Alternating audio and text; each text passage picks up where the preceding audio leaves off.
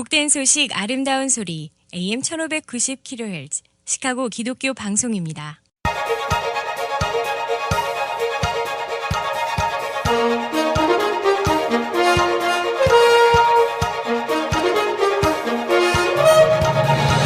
김정일 해설위원의 시사 해설.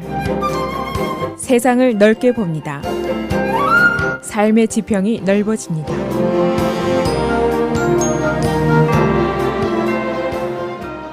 시사해설입니다. 말러 특검이 윌리엄 바 법무부 장관에게 컴플레인 레터를 보낸 사실이 뒤늦게 알려졌습니다.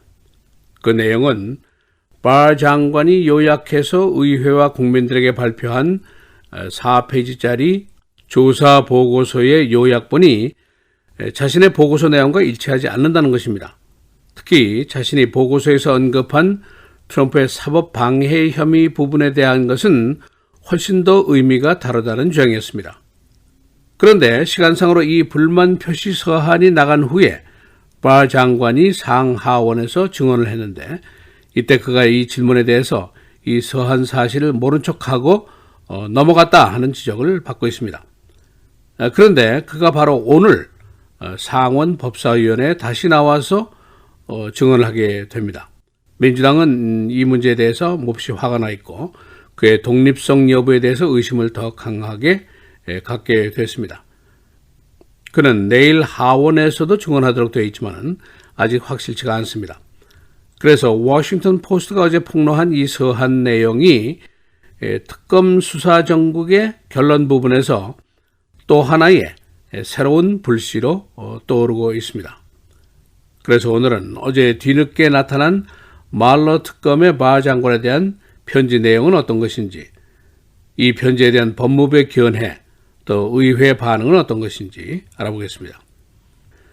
지난 3월 24일 바 장관이 말러 특검의 보고서를 받은 이후에 이 448페이지 보고서를 4페이지로 요약해서 의회와 국민들에게 공개를 했습니다. 그 내용은 첫째, 트럼프 선거 진영과 러시아와의 선거 야합은 없었다. 둘째, 트럼프의 사법 방해 부분 조사는 그의 혐의를 증명할 만한 충분한 사례가 없었다. 그러나 그가 완전히 면제되는 것도 아니다. 이런 두 가지였습니다. 그의 요약본을 그는 Principal Conclusion, 원칙적인 결론 이렇게 표현을 했습니다. 그리고 4월 18일에 바 장관이 기밀 사항을 잉크로 지운 편집본 보고서를 공개하고 기자회견을 가졌습니다. 이 당시의 보고서 내용 설명도 전과 동의였습니다. 그런데 말러 특검이 사실은 3월 27일 요약본 보고서가 공개된 지 3일 만에 바 장관에게 컴플레인 레터를 보냈다는 것이 뒤늦게 알려지게 된 것입니다. 그 내용을 조금 더 풀어보면 첫째, 요약본의 내용이 자신의 보고서의 내용을 완전히 제시하지 못하고 있다. 둘째, 특히 사법 방해 부분에 대한 뉘앙스가 말의 분위기라든가 표현이 달랐다. 셋째, 그래서 언론들이 크게 혼동을 느끼게 됐고, 넷째, 이 보고서에 더 많은 부분이 공개되어야 한다고 주장을 하는 그런 내용이었습니다. 그리고 의회에 바 장관이 출석을 했었는데 4월 9일 하원 청문회에서 플로리다의 민주당 의원인 크리스 하원 의원이 질문을 했습니다. 특검에서 그대의 요약본 보고서가 정확하지 않다는 좌절감을 느꼈다는 말이 있는데 그들이 어느 부분을 얘기하는 것인지 아느냐라는 질문을 했습니다. 이때 바 장관이 No, I don't 모른다고 잡아떼는 장면이 있습니다. 이미 편지는 나가 있는 상태입니다. 두 번째, 4월 10일 상원 예산위원회 청문회에서 세너터 크리스 반 홀런 의원이 질문을 했는데 말러 특검이 귀하의 결론을 지지하는가라고 질문했습니다.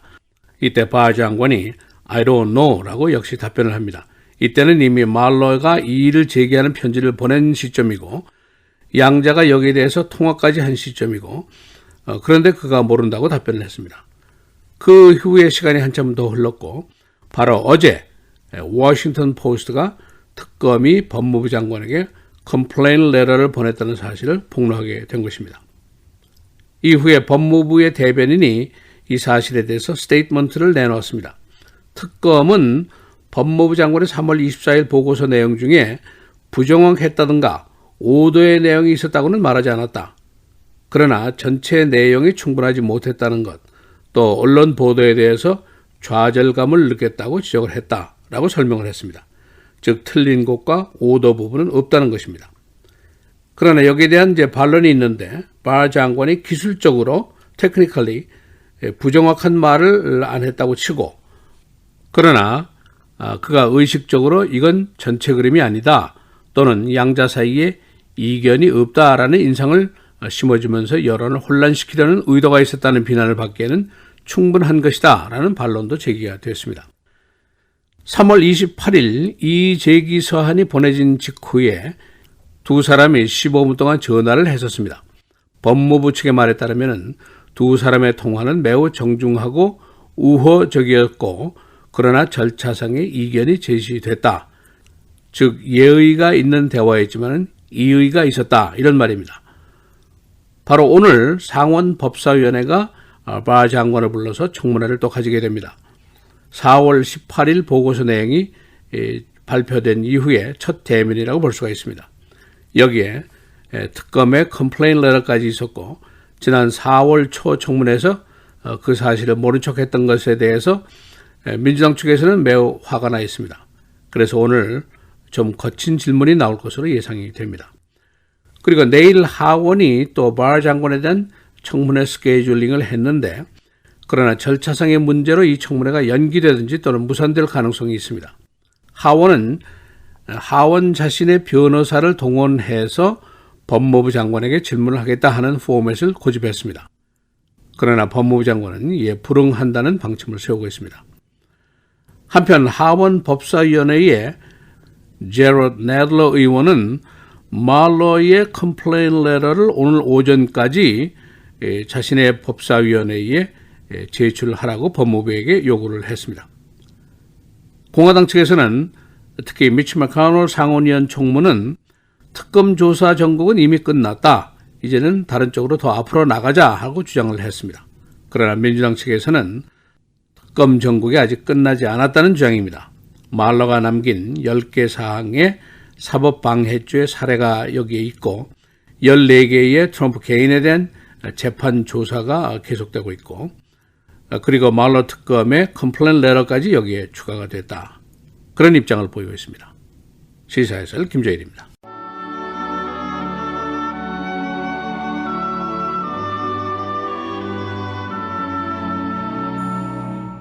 정직하게 행하는 자는 여호와를 경외하여도 패역하게 행하는 자는 여호와를 경멸하느니라.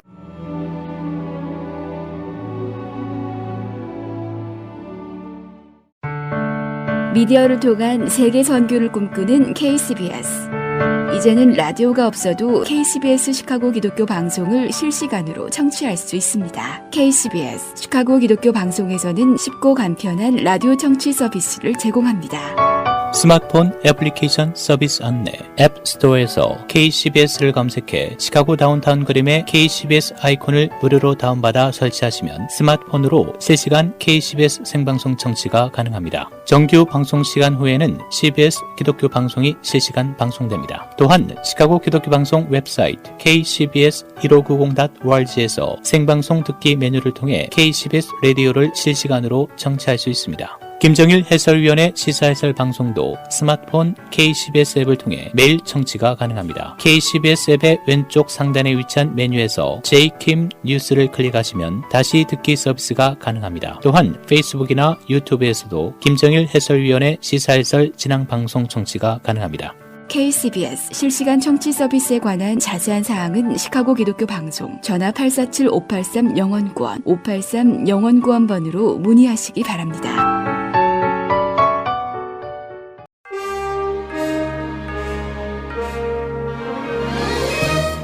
5월 1일 수요일 KCBS 헤드라인 오늘의 주요 뉴스입니다. 로버트 뮬러 특검이 윌리엄 발 법무장관의 서한을 보내 특검 보고서의 4페이지짜리 요약본에 대한 불만을 제기했던 것으로 전해졌습니다. 언론은 어제 뮬러 특검이 발 장관에게 보낸 서한에서 발 장관이 지난 3월 24일 의회에 제출한 4페이지짜리 요약본이 448페이지에 달하는 보고서의 핵심 내용을 충분히 담아내지 못하고 있다는 불만을 제기했었다고 보도했습니다. 뮬러 특검은 서한을 보낸 이후 발 장관과 직접 전화통화도 한 것으로 알려졌습니다. 한편 발 장관은 오늘 상원법사위 청문회에 출석해 특검 결과에 대해 밝힐 예정이며 내일은 하원법사위 청문회도 열립니다. 노스캐롤라이나 대학 샬럿 캠퍼스에서 어제 총격이 발생해 최소 2명이 숨지고 최소 4명이 부상을 입었습니다. 어제 오후 노스캐롤라이나 대학 샬럿 캠퍼스 내 케네디 빌딩 근처에서 총격 사건이 발생했습니다. 부상자 중 2명은 중상을 입었으나 다른 2명은 가벼운 부상을 입어 치료 중입니다. 총격을 가한 것으로 보이는 용의자 1명은 난투 끝에 체포됐습니다. 용의자는 이 대학에서 역사학을 전공하고 있는 22세 학생으로 알려졌습니다. 그러나 학교의 어떤 부분을 목표로 삼았는지는 아직까지 밝혀지지 않고 있습니다. 베네수엘라 야권 지도자 후안 과이도 국회의장이 주도한 베네수엘라 군사 봉기 시도로 10명 이상이 부상을 입은 것으로 파악됐습니다. 마두로 대통령은 어제 변함없는 군 장악력을 과시하며 일찌감치 쿠데타 시도가 실패로 돌아갔다고 일축했지만 아직 혼란이 계속되는 분위기입니다. 베네수엘라 수도 카라카스에서 벌어진 군사 봉기 시도로 52명이 병원에 실려갔습니다. 미시시피 강이 봄폭우로 범람했습니다. 미네소타주에서 위스콘신주 남부와 루이지애나주, 미시시피주로 흐르는 이 강에 홍수가 나 어제 아이오와주의 데이븐폴트 일대가 물에 잠겼습니다. 국립기상청은 어제 오후 4시를 기해서 홍수경보를 발령하고 데이븐폴트 시내의 주민들에게 즉시 높은 지대로 대피하라는 명령을 내렸습니다. 임시 물막이 뚝이 무너져 시내가 침수되면서 많은 주민들은 지붕 위나 옥상으로 피신해 있습니다.